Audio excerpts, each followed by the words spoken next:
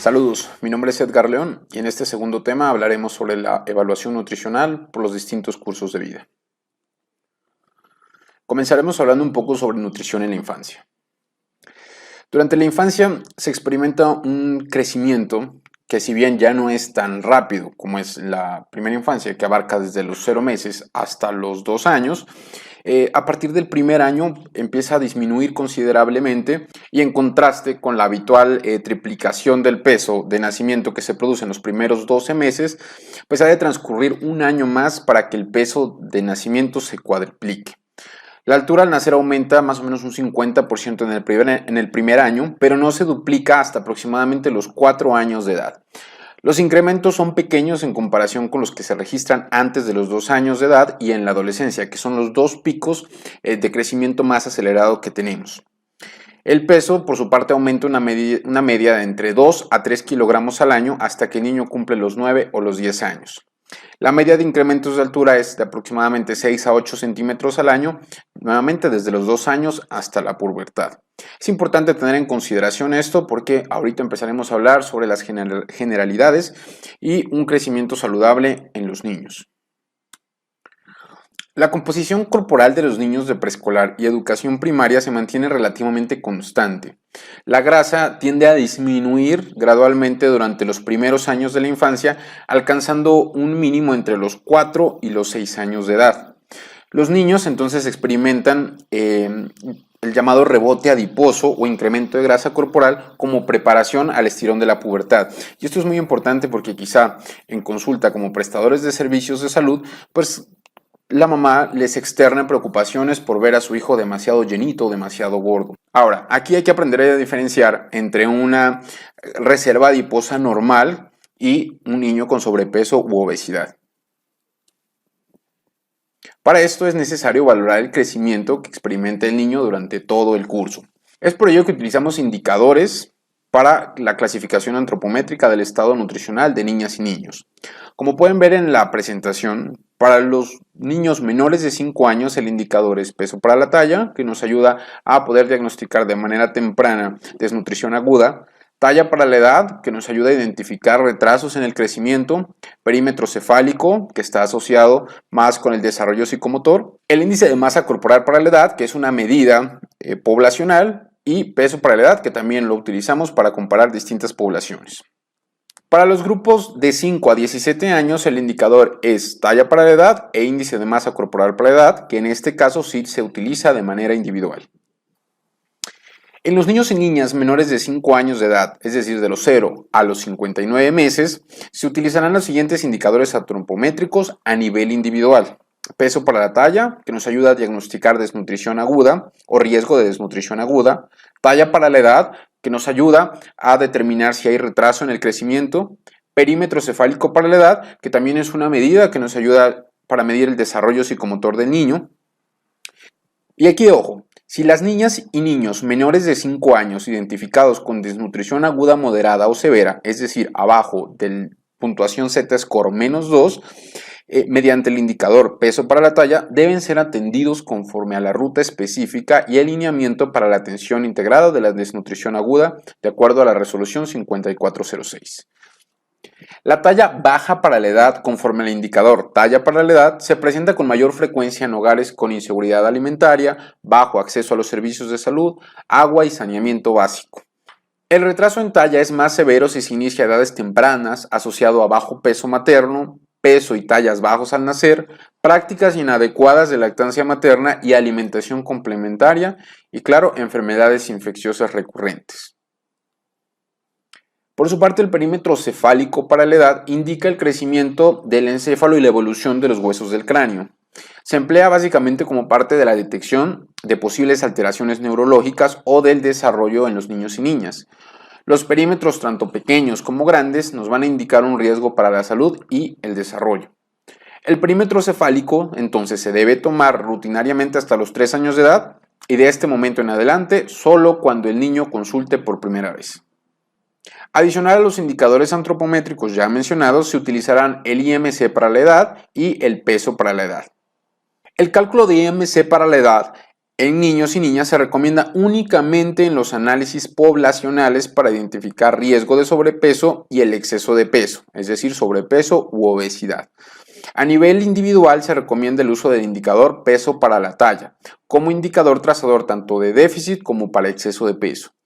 El indicador peso para la edad refleja la masa corporal en relación con la edad cronológica y está influido por la longitud o por la talla, por lo cual es de carácter compuesto y resulta compleja su interpretación debido a que tiene significados diferentes o valores de predicción distintos a las diversas longitudes o tallas. Entonces es por eso que estas dos medidas solamente se deben utilizar a nivel poblacional y para comparar. La clasificación antropométrica del estado nutricional para niñas y niños menores de 5 años se basa por los puntos de corte en las desviaciones estándar. Se utilizan las desviaciones estándar porque eso, o el Z-score, porque eso facilita el análisis estadístico de la información. Entonces, en el indicador peso para la talla tenemos todo aquel mayor a 3 será clasificado como obesidad en desviación estándar, recuerden, y el uso es individual.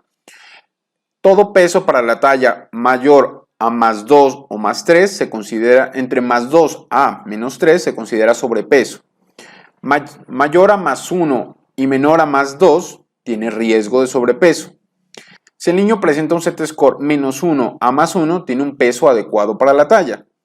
Si el niño presenta un Z-score abajo de menos 2 a menos 1, tiene riesgo de desnutrición aguda. De menos 2 a menos 3, desnutrición aguda moderada. Y abajo de menos 3, desnutrición aguda severa. Recuerden que estos dos porrías se debe de derivar la atención. En cuanto al indicador talla para la edad, el Z-score en mayor o igual a menos 1 nos indica una talla adecuada para la edad.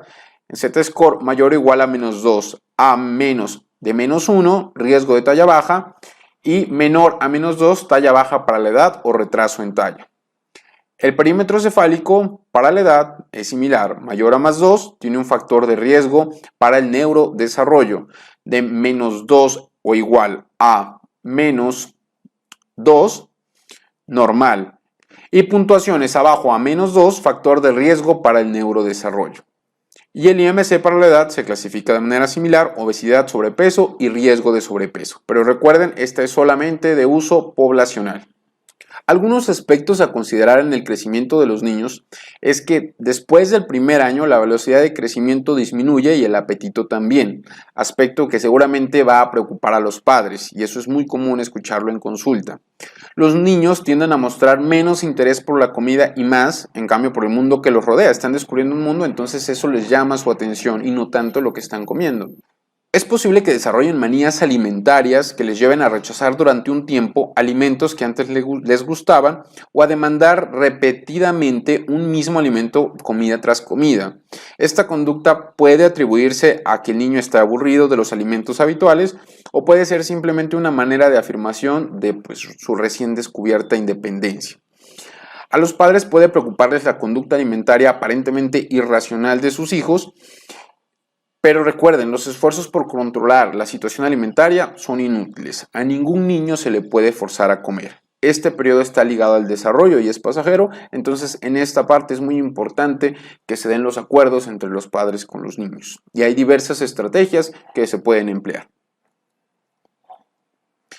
Los niños pequeños pueden elegir una dieta nutritiva equilibrada si se le ofrecen alimentos nutritivos. Si en el momento que los padres ofrecen alimentos, hay alimentos poco saludables pero ricos en azúcares, muy probablemente tiendan a elegir estos alimentos. Pero si en la variedad de alimentos que presentan los padres solo están alimentos nutritivos, pues entonces ellos van a tener una elección de una dieta equilibrada, una dieta nutritiva.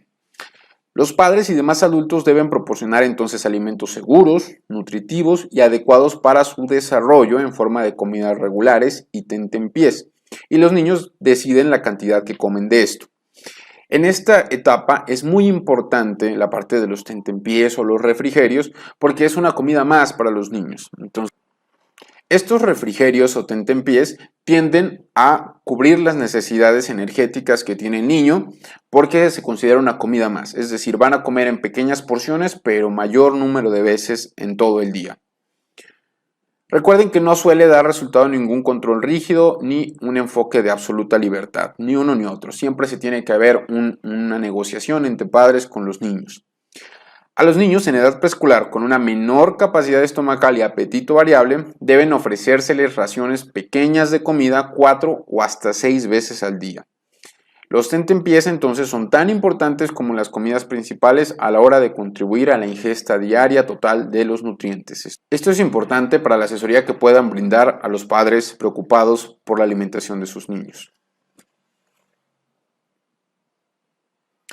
Otros problemas nutricionales que se presentan de manera común en los niños es el sobrepeso y obesidad, bajo peso y retraso en el desarrollo, carencias de hierro, caries dental, alergias, trastorno de hiperactividad con déficit de atención o trastornos del espectro autista.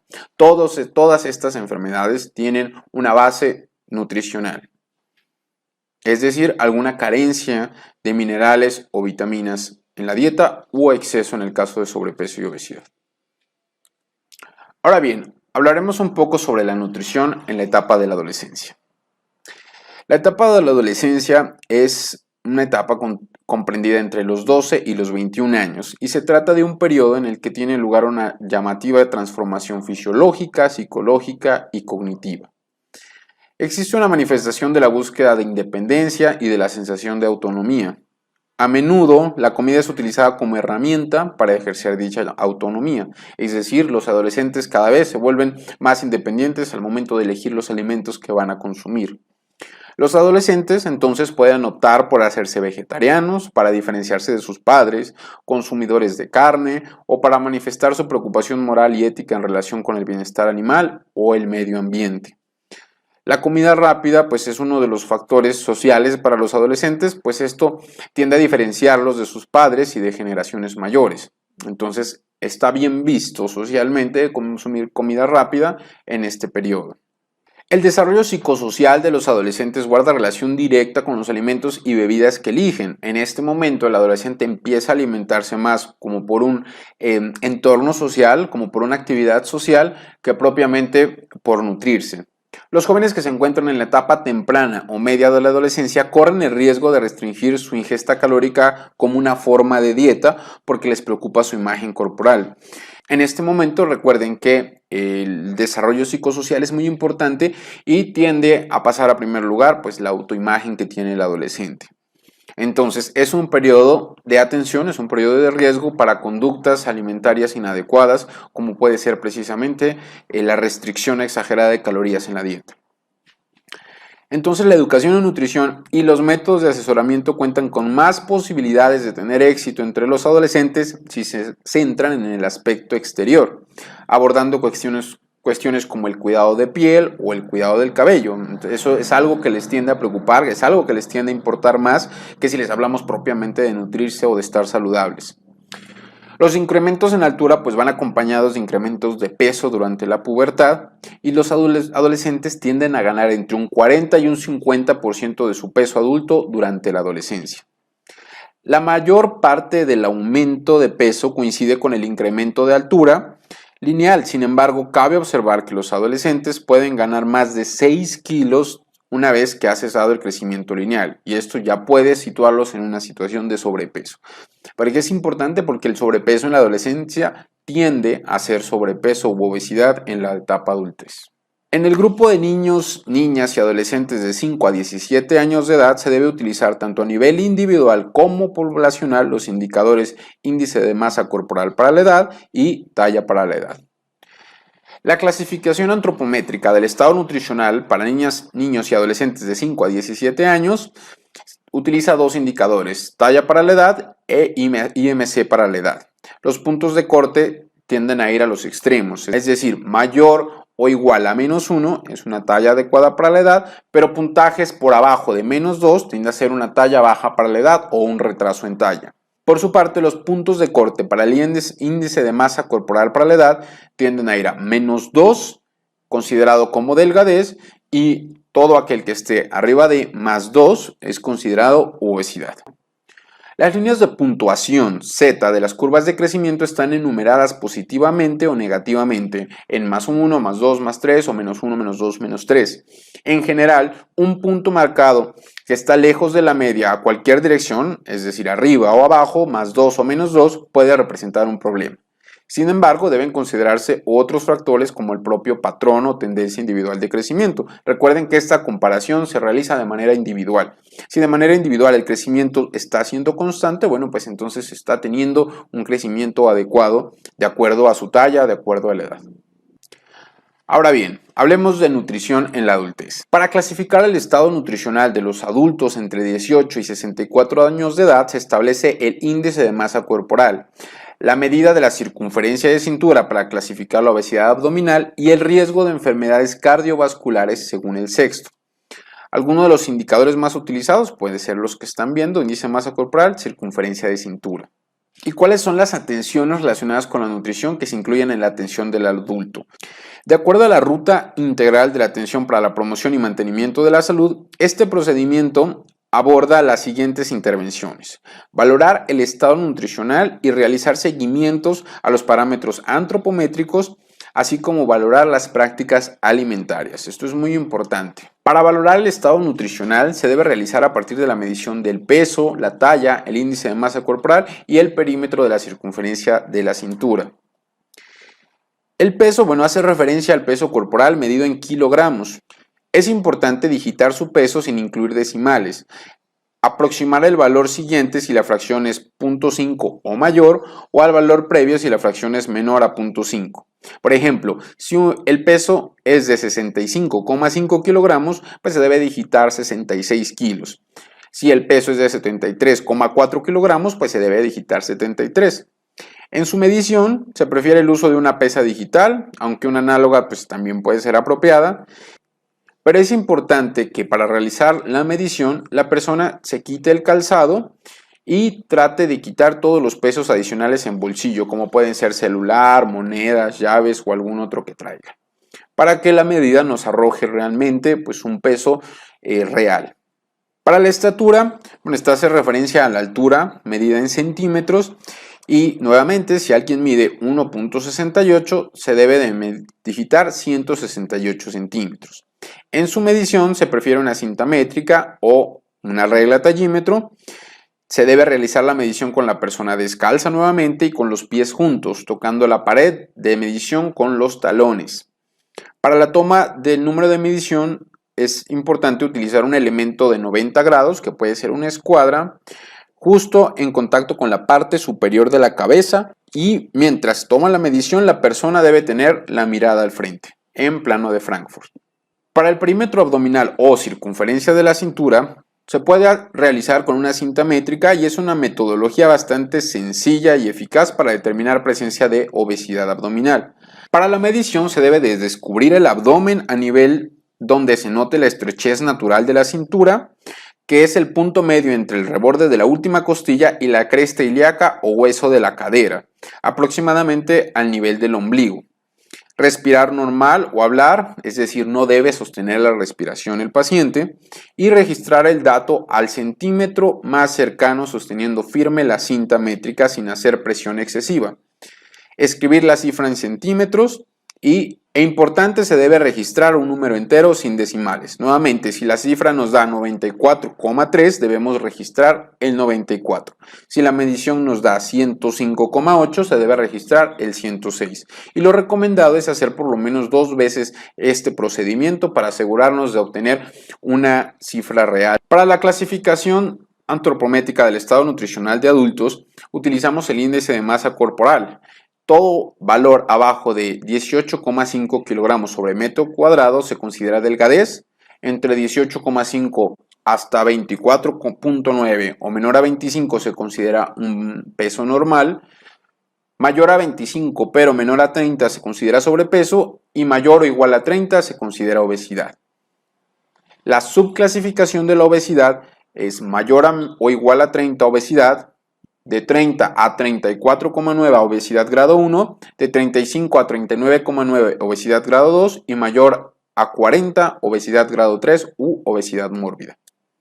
La medición de la circunferencia de cintura debe ser tomada en todos los adultos de 18 a 64 años como medida complementaria durante la valoración antropométrica para determinar el riesgo cardiovascular. Independiente de edad y sexo, la combinación de IMC y circunferencia de cintura explica una mayor variación en grasa no abdominal, subcutánea y visceral que el IMC o la circunferencia de cintura como medidas separadas. Entonces deben ser complementarias. Y encontramos que para los hombres una circunferencia de cintura mayor o igual a 90 representa un riesgo de obesidad abdominal, mientras que en las mujeres mayor o igual a 80 representa este mismo riesgo. También es importante identificar y detectar casos de ingesta excesiva o deficiente de calorías a partir de la alimentación, y eso, bueno, pues lo hacemos con anamnesis o con algunas preguntas muy sencillas sobre qué consumió el día anterior o cuáles son los alimentos preferidos en su dieta habitual. Aquí lo importante es identificar la ingesta de alimentos ricos en azúcares o alimentos ultraprocesados, que pueden ser enlatados, pueden ser dulces empaquetados, pueden ser pastelitos, etc. En caso de identificarse factores de riesgo o alteraciones nutricionales, se debe derivar a la ruta integral de atención en salud para la población con riesgo o alteraciones nutricionales. En simultánea se debe valorar el riesgo cardiovascular y metabólico mediante la estrategia Conoce tu riesgo, peso saludable, implementada por el Gobierno de Colombia y por el Ministerio de Salud. Esta estrategia tiene como objeto identificar la probabilidad de verse afectado por una enfermedad cardiovascular, como puede ser un infarto o un ataque cerebrovascular, o diabetes en los siguientes 10 años. Está organizada por distintas herramientas que nos van a ayudar a determinar riesgo de diabetes, riesgo cardiovascular, sobrepeso u obesidad y obesidad abdominal. Como ejemplo, algunos de los resultados que nos arroja es si estamos en un índice de masa corporal de 23,8, que recordemos que es normal, el significado es peso normal y una leyenda: usted tiene peso normal, controle su peso mensualmente, incluya el consumo de frutas y verduras en su alimentación diaria y haga ejercicio de manera regular. En cuanto a las recomendaciones para peso de acuerdo a perímetro abdominal, si está abajo de 90 en hombres y abajo de 80 en mujeres, pues el significado es sin obesidad abdominal. También se da una retroalimentación positiva y se fomenta el consumo de frutas y verduras en la alimentación diaria. Sin embargo, cuando el puntaje de dicha herramienta identifica un riesgo de prediabetes o diabetes, la alerta que se emite es acudir a la EPS o a su médico para realizar una glicemia en ayuno y recibir consejos sobre cómo cambiar sus hábitos de vida para mejorar la salud. Un resultado más es el riesgo de infarto, que si el porcentaje es menor del 10% existe un riesgo bajo y nuevamente se comparte una leyenda a la persona para mejorar su estilo de vida. Recordemos que para brindar información en salud, el profesional debe informar al usuario y cuidador de forma sintética y ordenada los hallazgos positivos y negativos de la consulta. Debe haber prevención de factores de riesgo y, en caso de ser necesario, derivación a otras rutas de atención. Se debe hacer énfasis en los siguientes contenidos: cambios esperados en este momento vital, por ejemplo, la peri o menopausia o climaterio masculino, alimentación saludable, actividad física regular, higiene del sueño, entre algunos otros. Por último, hablemos sobre la nutrición en la vejez. Más que ningún otro grupo de edad, las personas en edad avanzada desean recibir información sobre su salud y nutrición y están dispuestas a llevar a la práctica cambios para mantener su independencia y su calidad de vida. En este momento, el deseo de seguir siendo independiente es mucho mayor que cualquier otro. A menudo necesitan alguna ayuda para mejorar sus conductas de autocuidado. Quieren saber cómo alimentarse de forma más sana y cómo hacer ejercicio de manera segura, manteniendo la motivación. Aquí el ejercicio debe ser enfocado como una actividad para seguir manteniendo la independencia. La intervención en materia de nutrición contempla 3 tipos de servicios preventivos. En la prevención primaria se debe hacer énfasis en la promoción de la salud y en la prevención de la enfermedad a través de la nutrición. En la prevención secundaria se buscan reducir los riesgos y frenar la progresión de enfermedades crónicas relacionadas con nutrición para mantener la funcionalidad y la calidad de vida. Y en la prevención terciaria, el tratamiento de cada caso y la planificación del alta pasan con frecuencia por problemas de masticación, por problemas en el apetito, por dietas modificadas o por limitaciones funcionales que tenga la persona. En cuanto a la composición corporal, como en los otros grupos de edad, cambia drásticamente. La composición corporal cambia con la edad. La masa grasa y la grasa visceral tienden a aumentar, mientras que la masa muscular o la masa magra tiende a disminuir. Esto es conocido como sarcopenia. La sarcopenia se acelera al disminuir la actividad física, mientras que el ejercicio físico para desarrollar músculo puede frenar su progresión. Entonces, lo que tenemos que recomendar en estos casos es realizar ejercicios de fuerza, como hacer pesas, como trabajar con resistencias, con ligas, etc. La obesidad sarcopénica es considerada como la pérdida de masa muscular magra en personas mayores con tejido adiposo excesivo. Es decir, personas con sobrepeso u obesidad tienden a perder músculo de manera más rápida que las personas con un peso normal. Es por ello que un estilo de vida extremadamente sedentario en personas obesas es un importante factor condicionante de la calidad de vida, porque a mayor pérdida de masa muscular, mayor limitación en los movimientos y pérdida de la independencia. En cuanto al gusto y olfato, las pérdidas sensoriales afectan a la gente en un grado variable y a ritmos distintos y en diferentes edades. La genética, el entorno y el estilo de vida intervienen en el deterioro de algunas facultades sensoriales. Las alteraciones del sentido del gusto, del olfato y del tacto que se relacionan con la edad pueden conducir a una pérdida de apetito o a una elección inadecuada de alimentos y a baja ingesta nutricional. Y también, dado a que los umbrales del gusto y el olfato son altos, las personas mayores pueden caer en la tentación de sazonar en exceso los alimentos, especialmente añadiendo sal o salsas altas en sodio, lo cual puede tener un efecto negativo en muchos mayores y en especial en aquellos que tienen alguna enfermedad crónica. Otras alteraciones que se experimentan en este grupo de edad es la inmunocompetencia, alteraciones en la boca, alteraciones en vista y oído, alteraciones gastrointestinales, alteraciones cardiovasculares, renales y neurológicas. Todas ellas comprometen el estado nutricional de las personas. Para valorar el estado nutricional se debe realizar a partir de la medición del peso, la talla, el índice de masa corporal, el perímetro de la circunferencia de cintura, todas ellas similares a la población adulta, pero aquí se añade una más que es la altura de rodilla. El peso, la estatura y el perímetro abdominal o circunferencia de cintura se toman de manera similar a la etapa adulta. La altura de la rodilla es una medición que nos ayuda a determinar la talla de la persona, principalmente cuando existe encorvamiento. Espero que todo haya quedado claro y recordemos la importancia de fomentar estilos de vida saludables desde temprana edad. Una buena alimentación y una dieta equilibrada en etapas tempranas nos pueden ayudar a prevenir futuras enfermedades. Muchas gracias por su atención.